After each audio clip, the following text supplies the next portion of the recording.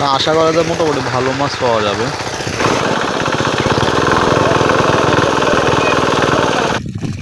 এই মামা ইয়ে হচ্ছে বলেছে। আসসালামু আলাইকুম বন্ধুরা, আশা করি আল্লাহর রহমতে আপনারা সকলে ভালো আছেন।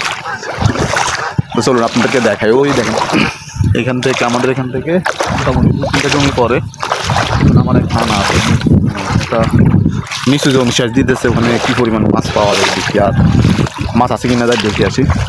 মোটামুটি পানি সেচ দিতেছে সকাল থেকে, দেখি অবস্থা। চলুন আপনাদেরকেও দেখে।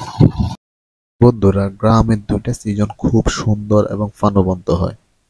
তার মধ্যে একটি হলো এখন এই সময়টা যখন বিলের পানি একেবারে শুকিয়ে যায়, মানে ধান লাগানোর আগ মুহূর্তটা। আর দ্বিতীয় সিজনটা হলো যখন ধান উঠানোর সময় হয়। এগুলো খুব সুন্দর এবং প্রাণবন্ত সময় হয়।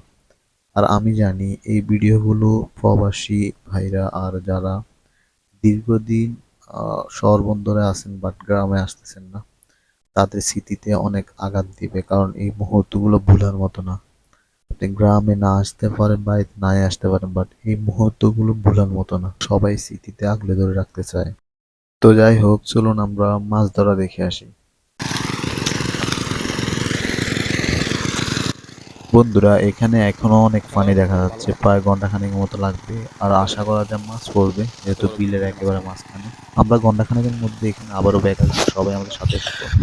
চলুন বন্ধুরা, এখন যাই। ঘন্টাখানেকের মতো উঠবে, তাই দেখি শেষ দেওয়ার শেষ হয় কিনা।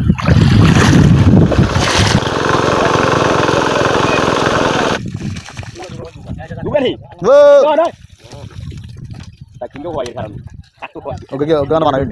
হ্যাঁ, তোর কাছে গেলে না ওই তো কোনো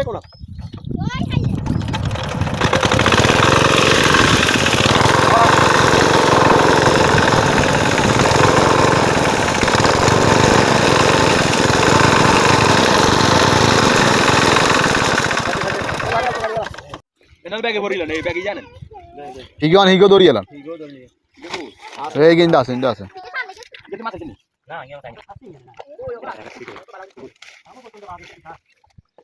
এই মসুদ মামা ইয়ে হচ্ছে বলেছে। তো বন্ধুরা, দেখলেন তো বিলের মাছ হিসাবে এখানে তেমন একটা মাছ পড়ে নাই। আশা করা যায় আগামী শেষে ভালো মাছ পাবে এখানে। তো ভিডিওটি ভালো লাগলে লাইক করবেন, শেয়ার করবেন, আর আমাকে সাপোর্ট করতে আমার পেজে ফলো বাটনে ক্লিক করে সব সময় আমার পাশে থাকবেন। আপনাদের সাপোর্ট পেলে আরো সুন্দর সুন্দর ভিডিও নিয়ে হাজির হব। সবাই ভালো থাকবেন, সুস্থ থাকবেন। আল্লাহ হাফেজ।